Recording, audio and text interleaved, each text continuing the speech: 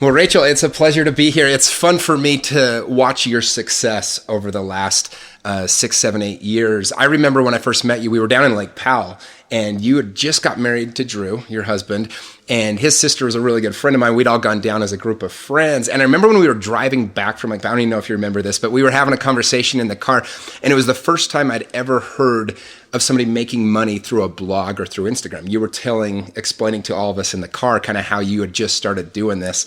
So to go from that to where you are now, you just won an award. You were the top social media influencer in the state of Utah.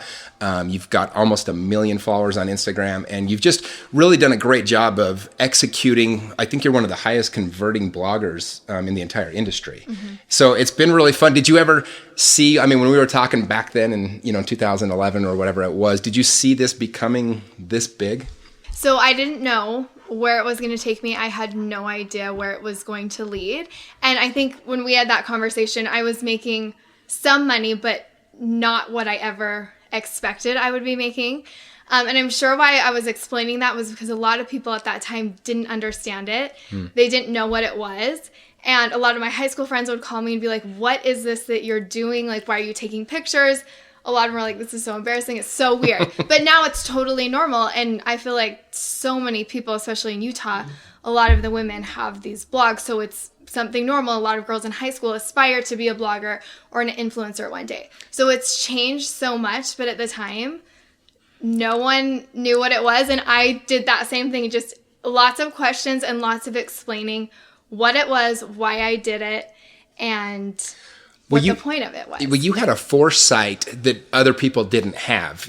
I don't think you ever thought, like, I'm going to build my entire business and career and own clothing line through this. But at the same time, you talked so passionately about it, and you had a sense for style that was very unique. The fact that you had so much style at that age, and you weren't afraid, like you said, to just put yourself out there, right?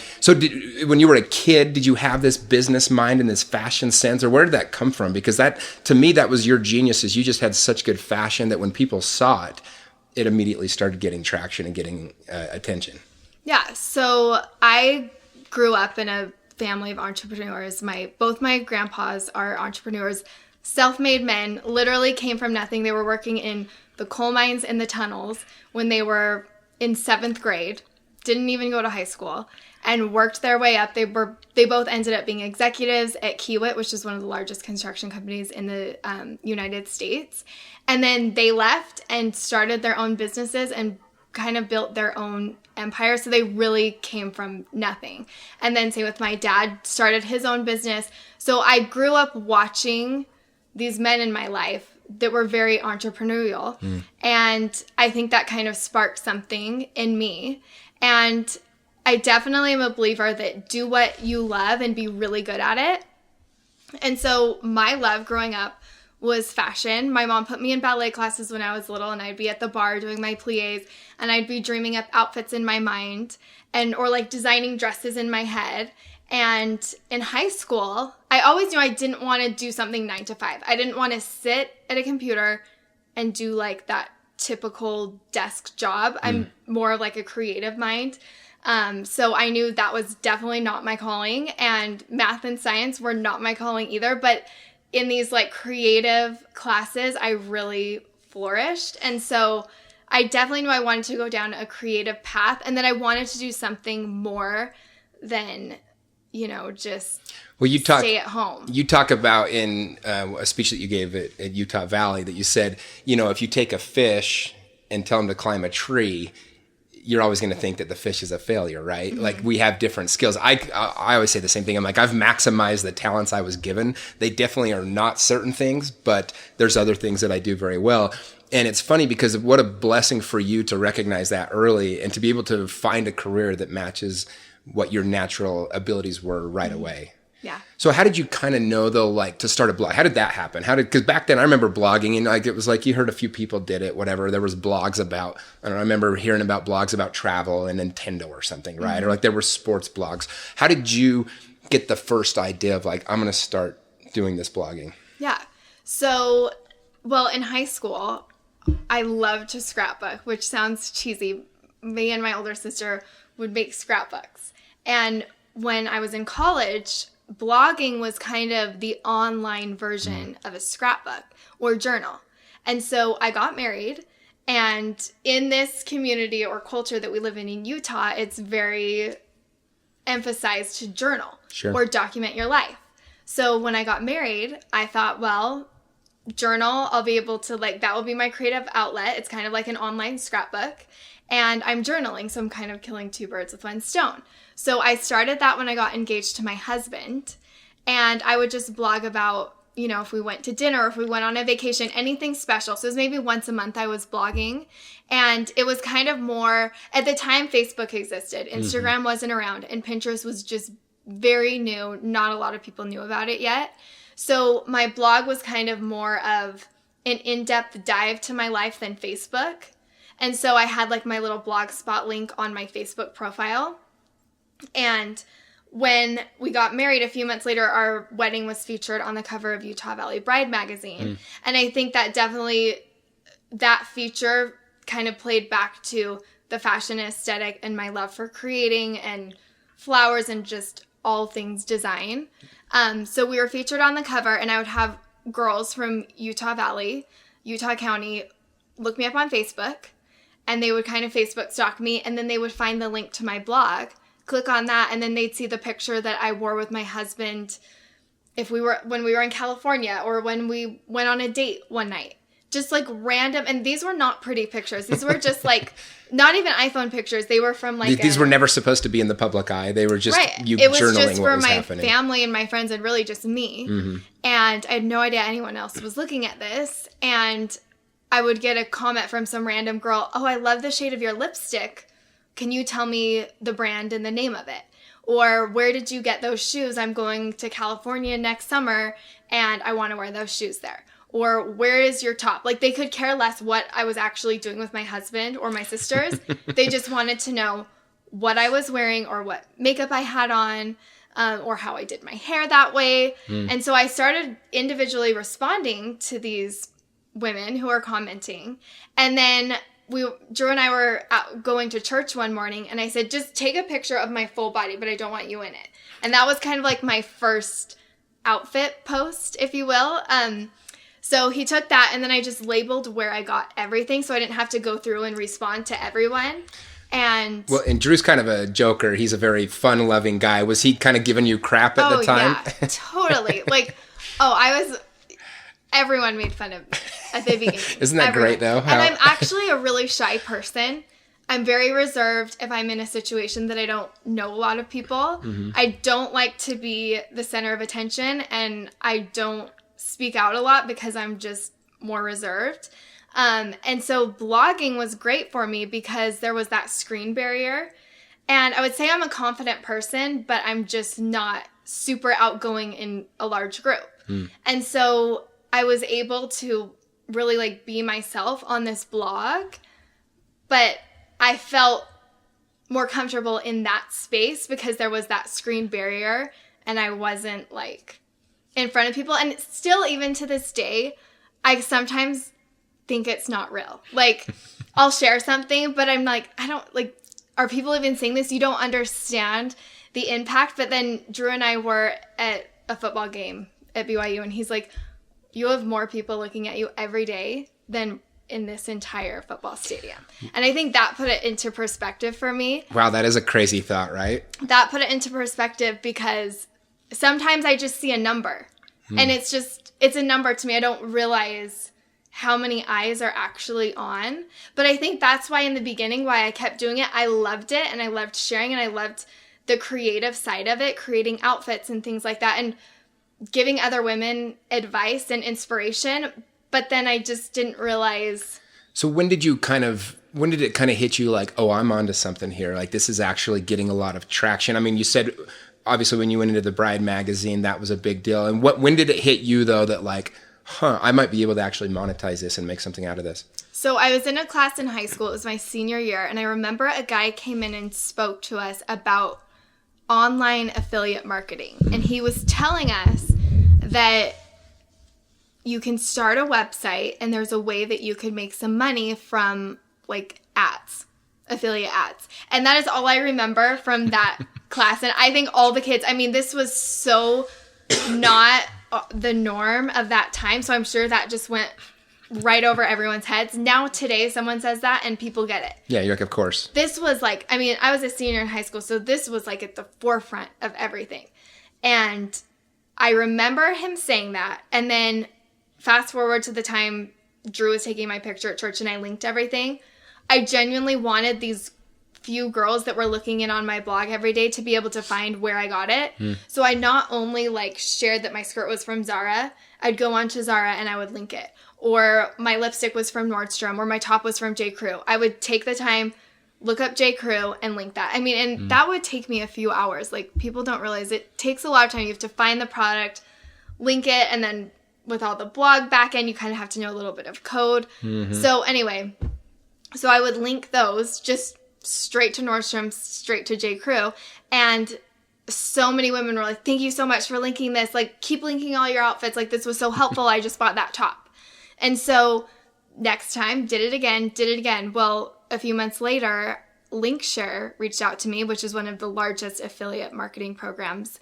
And they said, hey, we noticed that you're driving a lot of traffic to Nordstrom. We're reaching out to you on behalf of their affiliate team. You can actually sign up and use special codes for your links, and you can make a small commission on what the people are buying from you. And that was like, whoa. You weren't making any money at that point. No. You were just linking it to be a good person. I didn't even know that making money was an option. Did not even know. And I didn't really even realize that the women who were looking were necessarily even buying it. I mean, a few people would comment and say, oh, I just bought that. But I didn't realize the impact and how many eyes were on it that weren't commenting. They were more like silent followers and readers who would then click and buy. So I signed up for Linkshare and then a company called Reward Style, which is the most popular affiliate program amongst bloggers. They reached out and said, hey, we would love to have you sign up for our program. You can make a commission. Here's our platform. And it was super user-friendly with blogs. So I signed up for that one. And I remember telling Joe, I was like, honey, I have no idea. Like, I don't know if this is a scam. They don't pay you out for 30 days. And then if there's returns, they'll like take some out. I was like, I don't even know if I would ever see anything from it, but why not? Drew's like, yeah, you should definitely do that. And while we're at it, let's put Google Ads on your site. So Drew put Google Ads on my site, and then I signed up for these 2 affiliate programs. And within 3 months, I was in the Reward Style top 10 earning bloggers. In the whole country? In the whole country. Wow. So now you have, well, actually it was international. Okay. So now I had like, that's really what put me on the map with the brands, because everyone on the coast, all these huge brands, they're used to seeing these bloggers in New York or LA. And all of a sudden there's this random girl from Utah. And I think that's what a lot of the brands were wondering was, who's this random girl that's isolated in Utah and she has a few thousand followers, but yet she's generating more sales than some of these girls who have millions of followers. So I think at that time, that was the first spark that I was like, okay, like this could actually be a business and I could really monetize it. What I didn't realize was at the time I was brilliant at monetizing and doing affiliate marketing, but I didn't even realize that I was like, was that really genuineness part of why people came to your blog, do you think? Just that feel of like just a girl out there putting this out there for people. Do you think some of that was why people, I guess, kind of wanted to follow you or trusted you as they started following your blog? Yeah, so I have a really close family of all sisters. Drew comes from a large family, so we're always doing family things. So when people found my blog after that magazine article or my Facebook, they went on and kind of got a sense of my life, my personal life, because I was sharing personal things there. And then as I started sharing outfits, they already had so much content of like personal journal blog posts to read from. So there was like such a sense of, she's just the girl next door. She's relatable, and more relatable than if you buy a glossy magazine and look at a model trying to sell products. Like I was a real person, and they could read like my whole backstory with my family. And so there was this strong connection. And because I didn't do it to start a business, I had no idea. It just started, hey, I'm on a date with my husband and here's where I got my top. All of you guys are asking me. And so it was just a really natural evolution of the business. And I think I really honed in on a shopping reader from the very beginning, because I think there were some people who, you know, were starting to get some traction, but they weren't always linking things, where I just did it out of, okay. You know, in high school, well, you're not a girl, but in high school, sometimes you'll go up to a girl and be like, where'd you get your top? It's so cute. And they won't tell you because they don't want anyone else to know. I hated that. In high school, my closet was like the open closet. All the girls would come and they'd want to borrow like a dress I wore to Sweethearts, and they wanted to wear it to that next homecoming. And I had 3 sisters, and my mom ingrained in us, you share your clothes, don't be stingy, and tell people where you got them if they ask. That's really cool. That's the fact that you experienced the other side of it when people wouldn't share, and that's probably why you were so willing to link, and that's why your blog blew up. Exactly. That's pretty amazing. I genuinely wanted these girls looking in to be able to find it, and I didn't want them to have to spend 2 hours digging it up on Nordstrom. I knew the name of the top. I just would search it and link it. So it kind of really stemmed from there and then grew, and I just think because it was so organic, that's what was really gave it that push. Well, and you quickly built a huge audience on Instagram as well. How did you convert your audience from the blog to Instagram, or was there a process? Was that difficult, or did that kind of come naturally because they were already following everything you were doing? Yeah, so Pinterest was really the first outlet other than the blog that took off.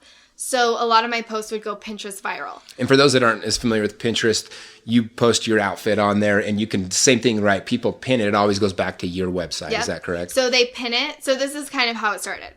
They would see a picture of my husband, or maybe that picture that I wore to church. And again, I'm just a normal girl. I'm not like a fancy model. They would see that, think it's cute, and they would pin it to their outfit idea board on Pinterest. So they would share it. Their cousin in Texas saw the pin. Oh, that's really cute. I'm going to pin that to my outfits board. And then their friend in California saw it and repinned it. And that's kind of what really like created this huge ripple effect of really when I got an influx of readers was Pinterest, just from you would share, and if they click on it, it directs right back to your site. So that was super helpful.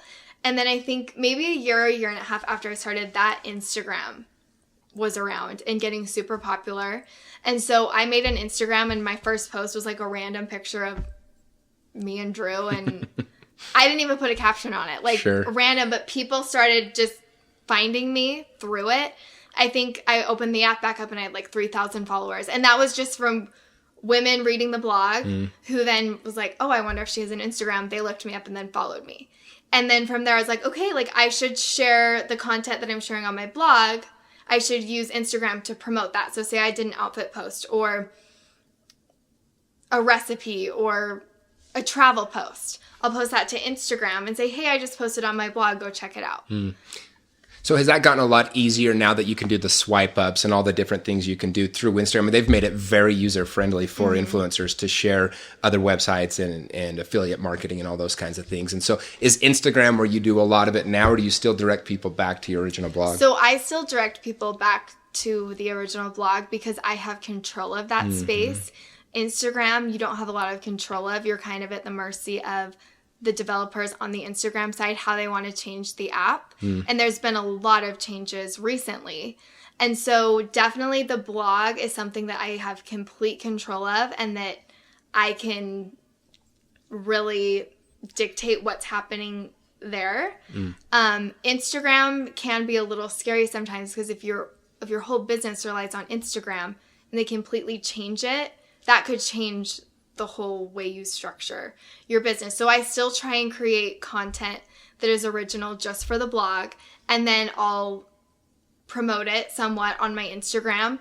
But to keep that strong base of people reading my blog and that email subscription list is super important and a huge key in my business. So for me, blogging is a big piece that I would not let go. When you still do all your own blogging, right, on the blog, even though you've grown now, and we'll get into your clothing company. I think that's one of the most exciting things that you've been able to get launched here in the last couple of years.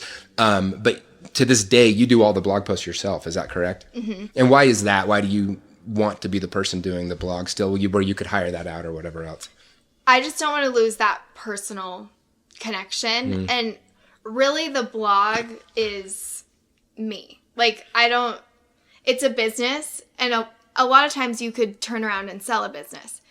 You can never sell a blog, even though it's a great business, because without that person who runs that blog, or without that personal connection, it loses all of its value. Sure. And so where it's definitely like my life and fashion journal, I have to be at the forefront of that. So it's me and one assistant who work on it, and we do the blog posts and get it up, and it's a lot of work, but it's definitely, I love that we can be a source of inspiration for other women to make their life look and feel a little bit more beautiful.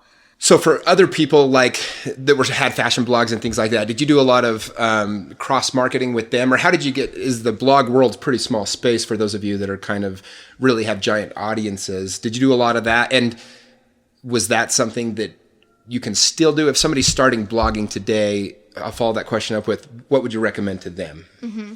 Yeah. So definitely the bloggers who were at the forefront of it, we didn't have a crystal ball. Mm-hmm. We kind of just made shots in the dark a lot of times. And I think you can always have a strategy, but the industry changes so quickly. And we've definitely seen that over the last 6 years, how much it's changed. And so I think we didn't have a clear strategy, but I definitely think we were smart in a lot of the ways that tools we used to build the audience. So when I was first starting, a lot of times I would reach out to a blogger who had a similar amount of following that I did. And if I was going to be out of town, or if I couldn't get a post up because I had a wedding or something big coming up, I would reach out to a blogger and say, hey, would you want to do a guest post on my blog? And then they would do the same thing. And then you share, and then you kind of open yourself up to a new audience, and it's mutually beneficial. So that's something that was really great for me, and also the other bloggers that did that, just really like collaborating and kind of helping each other as well. And that opened me up. So definitely, I totally recommend, if you're starting a blog or an Instagram, to reach out to someone who has a similar aesthetic and a similar amount of followers that you do, and cross promote. Because even if you have 3,000 followers and the person you reached out to has 3,000 followers, who knows what the crossover is? And I even think one new follower is a win. So if you can capture any of those followers, I mean, that's huge. Yeah. Well, you kind of, again, you have the dream job, I think, of every young girl that's in high school or college or whatever. You literally get to go find fashionable things. You share them. You make a ton of money doing it. You're running this business now. You have 15 employees. You've just started your own clothing line. Tell us a little bit about, the failures, I guess, that came along the way. Like, people I think they look at you now and they're like, oh my gosh, she's got it all made. But walk us through, what does a day look like when you're starting this thing out? Like, how hard is it to get a blog and to get these posts up? And then walk us through maybe a couple of the failures, or a failure that you had along the way, or some of these tougher times. Yeah. So when I first started the blog, Drew, my husband, was still in school, and I was working part-time and going to school. So we did not have a lot of money. And I would stay up till like 3 a.m.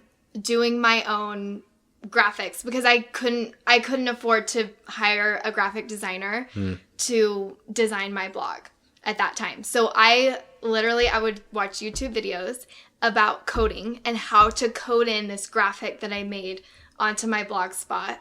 And I cannot even tell you the amount of hours that I spent on that thing in the beginning. So when I first started, my blog was like Rachel and Drew. It was just, again, this was our journal. This was not a business. Sure. Once I realized, like this could be a business, they're really interested in the fashion side of it and sharing the products that I love. That's what they want to read about. That's when I changed it to Pink Peonies. And I literally would just spend hours on YouTube researching how to make my own graphic image, how to code it into my website, SEO, like all of these things. Being a blogger, people don't realize you have to wear so many hats. So when I first started, I was a photographer. I was an editor. I was a stylist. I was a writer. I was a coder. Yeah, I was a graphic designer. I was, what else? I'm trying to think. A creative director. Marketing, where do I want to have this shot? What colors are going to look good? What's going to be appealing? What will do well on Pinterest? All of that. Like, you have to wear so many hats. And at the time, I couldn't afford to have help. I had to do everything. And I think what was hard is a lot of times, you know, I'd be up at 3 a.m. getting my blog posts done and up for the next day.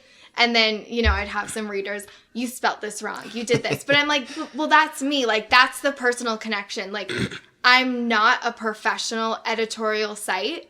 I'm just a real girl writing about the things that I love and the outfits that I love to wear and my family. And I like that. I still don't have an editor. And like, if you see a misspelled word, that's me. Like, I want to keep that human connection there. I don't want it to be too prim and perfect.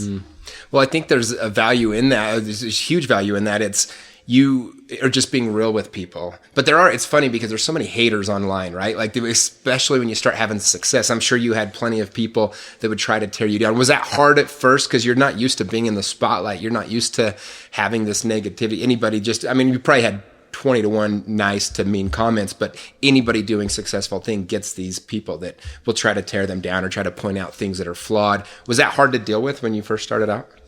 It was hard, but I'm really grateful to my mom because I don't know what she did. She needs to write a book about raising girls.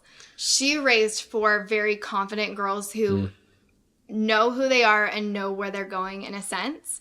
And even though I got some mean comments, I didn't let it affect what I was doing. So growing up, I danced and I would do solos all the time. So I'd get out there and dance in front of a lot of people. I could do that. But again, like in large group spaces, I was so shy. And then in high school, I definitely liked to wear some outlandish outfits. And I think people would be like, what are you wearing? What are those abominable snowband boots that you're wearing? Those are so ugly. Like, and I was just like, I like it. I don't care. And then they all probably started wearing them after you, I'm guessing, right? Yeah, so Uggs. Oh, yeah. I think I was in 7th grade. I wore them with like this pink tweed skirt from Guess, which no one really knew what Guess was. And I had these pink Uggs on, and they were knockoff. My mom didn't buy me the real Uggs. She bought me a knockoff pair. And I was like tromping through the halls. Like, they're like kind of big boots. Like, they make a lot of noise. And all these kids, and my sister was in 9th grade, so the 9th grader boys liked to tease me because they knew that I was Emily's sister. And it was in good fun. They weren't being like rude. They were just like teasing their little sister. And they were like, look at those boots, just totally making fun of me. But I was just like, and I wore those things to the ground. I had to throw them away because they were just like worn out. So I was used to getting a lot of comments on my fashion choices because I would wear like crazy red high heels to school when all the guys were like, what is this girl clinking around in the halls? Like, why don't you have sneakers on? So I was used to that, and I was definitely confident in a way of I didn't care what other people thought of me, which really helped when I started the blog, because when my sister called me and said, why are you posting pictures of yourself posing? You're so embarrassing. This is so weird. I was like, I don't care. And I kept going. I did not let that stop me. And thank heavens, because think if I would have. And I think that's the takeaway for girls who are watching this. I could have let that stop me, or my high school friends. Some of them stopped talking to me. They thought I was obsessed with myself or materialistic. And that's not the case at all. I have far more depth to me than the outfits I wear. But that's what women are interested in. And from high school, they've always wanted to know what I'm wearing. And that's what I'm trying to share. Well, that is the power of your story. The fact that you were able, I'm just picturing you in 7th grade, just trouncing through the hall. And I think I'm the kind of guy that I love behaviors where I love characters. I love people that are willing to say, you know what? I don't care what you think. This is who I am. And I think deep down, I've noticed this in my life is everybody actually really appreciates that. Somebody that's willing to just own themselves, right? Have that confidence to say, I don't need to apologize for any of this. And what a great way to express yourself, especially being shy. You knew who you were and you were able to express that through your clothes. And that's what made you such a fun person to want to follow once you started the blog and everything else. But that's such a powerful lesson. So that part, if you missed what she just said, go back and listen to that part again. That is the power of your story. And look what it's led to now. I mean, I want to get into this a little bit because you just started your own clothing line, 2 years ago, I think? Mm-hmm. And so tell us a little bit about that. What's the name of that and how did that come about, or why was that the next step in your journey? So with the blog, a few years down the road after I'd started it, I found that I was one of the highest converters in the industry. Basically, what I posted about or wore would sell. My readers would feel that connection and they'd click and they would purchase. So I knew that I could sell product. And going back to when I'm in ballet class doing my pliés, daydreaming of dresses, I would design dresses in my head. And I definitely was, I used to call it daydreaming, and I used to say to myself, I need to stop daydreaming. Like, stop doing that. I need to just pay attention to my math facts. But I'm like, okay, I wasn't daydreaming. I had vision. And truly what I daydreamed in my mind it happened. It's the weirdest thing. I totally believe that what you think in your mind is so powerful and that can become your reality. So you have to watch yourself, because if it's negative, that can become your reality. Well, I like to say every single thing that you see in a day, whether it's the chair that you're sitting on or the way that a yard is landscaped, everything that you see in an entire day was once an idea in somebody's head, right? Like somebody came up with the idea for a video camera before there was video camera. Somebody came up for the idea exactly like you said. And so those ideas are so powerful and there's energy behind those. Exactly. And so you do, it's whatever you think about, you become, right? The James Allen or whatever. And so in your case, what a blessing that's what you were thinking about. So you decided to take all these ideas, and that's what now is your clothing company. Yeah. And what's the name of the company? Rachel Parcell. So I did my personal name because I wanted it. It's a reflection of me and my personal style. Also a reflection of my readers who have been loyal readers since the beginning. I started it in 2011, so... What is that? 7 years now. Yeah. 7. Maybe it's even 2010. Maybe it's 8 years.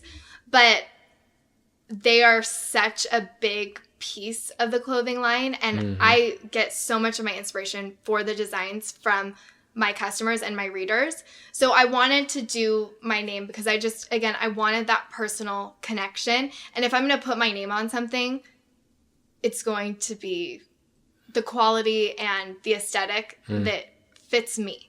And so that's why it was important I did toy around with, okay, do I want to call it Pink Peonies? But I decided, no, I want that personal name. Yeah. Well, in my clothes. I thought the same thing when I was doing the podcast. It's called The Jimmy Rex Show, right? I actually did a contest on Facebook. I said, whoever comes up with the best name for my podcast wins some jazz tickets or whatever. And everything that came back, I was like, it just didn't register with me. And then I was like, wait, I am the brand. I'm the person that, I'm going to be given a lot of my own opinions here. Jimmy Rex. I'll just call it my own show. It's a good name. Yeah, it's not common. No, when I did stand stand-up comedy, I used to get asked a lot if it was a stage name or if it was my real name, because it is an easy name to remember, right? Yeah. Well, in your case, being the boss now, you had to put on some new hats. Starting your own business was what's the hardest part? Let me ask you that. What's the hardest part of running your own business, your own clothing line? Oh, there are so many hard pieces to it. So since I started, it's been the most challenging, but also the most rewarding work that I've ever done in my life. And it's so different from the blog. A clothing line is very complex. There are so many components that go into it. So you have you want your packaging to be beautiful, and you want your fabrics to be beautiful and a great quality, and you want it to be on style and match your aesthetic, and you want the colors to be correct. You want the fit to be amazing. But then who's shipping the product? Are they sending the right products out? Are they packaging it in the way that is correct with the brand? So there's just so many pieces. And then again, your marketing strategy and what you're posting on Instagram. Like, it just, there are so many layers to it that I've heard one of the hardest parts of starting your own clothing company is the inventory, because if you pick the wrong product and you have too many of them, all of a sudden it's just wasted, right? Like if it doesn't sell, you just sits in a garage or in a warehouse. If you don't have enough, people are frustrated because you're selling out too quickly. Did you have an investor you brought on, or did you self-fund, or how did you get this started to be able to build up an inventory and get it going? Yeah, so going back to when I was a little girl, daydreaming about designing dresses, I always wanted to have either like a dress boutique or start my own clothing line. And then when the blog launched, I thought, okay, this is perfect. I have a customer base. This is the perfect platform to launch this. So I launched it, and I called up one of my friends. I was working on samples. I literally just spent hours Googling factories, and I was taking shots in the dark. I finally found one, sent them sketches. I got the samples back, and the fit was so bad. I had my sister come in and try them on, and she was like, I look like a grandma. This is not good.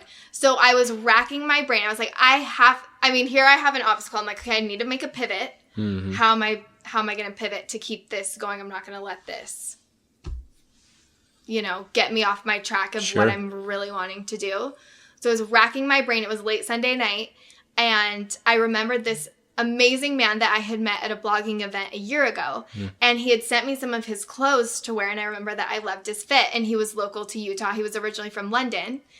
And he gave me his number a year ago. And I hadn't seen him or talked to him in a year. But he popped into my head. And I was like, well, I haven't talked to him in a year. I met him for 30 minutes. But who cares? The answer is always going to be no until you ask. Sure. So I texted him and I said, hi, Tan, this is Rachel Parcell. Hope you're doing well. I have an idea. I would love to meet and talk to you about an idea that I have. And he said, great, I didn't think he would text back that night because it was like 11 o'clock on a Sunday. I probably should not have sent it that late. But sure enough, wrote me back within like 2 minutes. And he said, great, we met at Nordstrom Cafe down at City Creek for like 4 hours, just chatting. I told him about my blog. He told me about all of his life, how he started his clothing businesses. And then I said, listen, I have this platform. I have a built-in customer. I know I can convert. Here are my analytics. I want to start a clothing line. I have some initial samples. I'm stuck on fit. I know your fit's great. I love the skirts and dresses that you've sent me. Would you want to partner with me on this? And he was like, yes, let's do it. So we hit the ground running. That was in December, and we launched the collection in April, which in the world of clothing, we had Chinese New Year in there as well, which is a full month where all the factories are gone. Nobody works, right? The fact that we pulled that off and got 6 pieces out in April, I don't even know how we did it. But, it went amazing. We had no idea how it was going to go. So we didn't have any other collections planned. We're just going to launch this. And we'll see how it does, and we'll go from there. And I was the sole investor. Luckily, I had the blog that was generating income, so I could invest. I think it was like an initial $100,000 investment, which for a clothing line is not that much. And I invested all that money, and we did it. And I didn't have any other money to keep going. So we launched, and I was so nervous. I think, again, it goes back to, is this even real? Is my following real? Are people really going to buy this? And it sold out in a few hours. And I called Tan and I was like, I haven't looked at the numbers yet. How's it going? And he was crying. And I was like, is it that bad? And he's like, no, I've never seen this before. This is far better than I ever expected. Let's start designing another collection. So we designed a small summer collection, a few fall collections. And again, our customers were very frustrated because it would sell out so fast. But we were so new. I didn't have a lot of experience in it that we were just kind of playing it safe and ordering, what we thought, which the demand kept growing, which it's a good problem to have. And then a year down the road, a production company had seen the work that Tan and I were doing. And they said, hey, we would love to possibly talk to you guys about doing a reality show. And I was so hesitant. I was like, Tan, I don't know. Cameras all the time, that scares me. He's like, well, what do we have to lose? Let's just go out and do the interview. So we flew to California. It was me and my sisters and Tan. It was going to be about like the clothing line, sisters, and Tan, and kind of the business of the clothing line as we like are growing it and launching into retailers and all of that. And we were out there, and I was like, this feels like a step in a direction that I don't feel comfortable with. That just, again, I'm shy. I'm like having cameramen everywhere. I just know I would like clam up. Not a good idea. So, someone noticed Tan in one of the meetings and called him like a week later and said, hey, we want to Skype with you. And it was Netflix. And then like a few weeks later, they cast him as the fashion guru guy on Queer Eye, which is one of the reboot. Yeah, which is one of Netflix smash hits. So, I mean, he called me. He was like, I got this. I can't believe it. I'm moving to Georgia. I think that's where they filmed it. And I bought him out. So then I was the sole owner, and I was back at like, oh my gosh, Tan was doing my tech packs. He was kind of like helping me with all the factory communication. Now this is all on me. It's like one woman show now. So that was definitely a point. And honestly, there was a point in my mind that I thought maybe this is the end of it. I don't know if I can do it myself. Like maybe I just need to like let this fizzle out. I just had a baby. I had 2 little kids at home. And for me, being a mom is the most important thing out of any of this. And so it was definitely a point where I was like at a crossroads, like, what am I going to do? But I just thought, you know what? I need to keep going. This has not lived its potential yet. And I'm glad I did, because now so many exciting things are coming with it. And we've been able to grow so much since that point. But just a lot of obstacles, and being a small business owner trying to grow a business with products has definitely, like I said, it's been my biggest challenge in life, but also it's been the most fulfilling. And I mean, when I see our customers wear the product and the dresses, and they say, you know, they'll wear it for a special occasion and say, I felt so beautiful on my son's blessing day or at my sister's wedding. Like, to me, that's like, okay, that puts all the hard work and tears that have gone into it. It's worth it. And that's why it's so fulfilling. But it has been, I mean, there's just a lot of obstacles that people don't see. Well, I think that story helps explain a little bit of the actual business side of it. And what I see with you is a girl that has a vision. You go out, I mean, you were living your dream life, and it's fun. It's neat to see. I am so excited when I meet people that are living their dream lives, or they had an idea, or they had a vision for something. They go out and they make it happen. And that's what you've done. And you are an inspiration. And, I put a thing on my Instagram a couple months back. I said, hey, who in Utah would you most want me to interview? And you were the number one person that people were requesting that I sit down with. So I thank you so much. I know how busy you are. You've got your new kids and 2 young ones and your business and everything else. But this was an honor. And it's fun to see where you've gone in the last 7-8 years since we first met. I think the last time I actually sat down and talked with you, me and your husband were throwing each other off of water weenies. And now you guys are here in this beautiful house in Alpine, and it's been fun to watch. So congratulations. Yeah, thank you. All right. Thanks so much.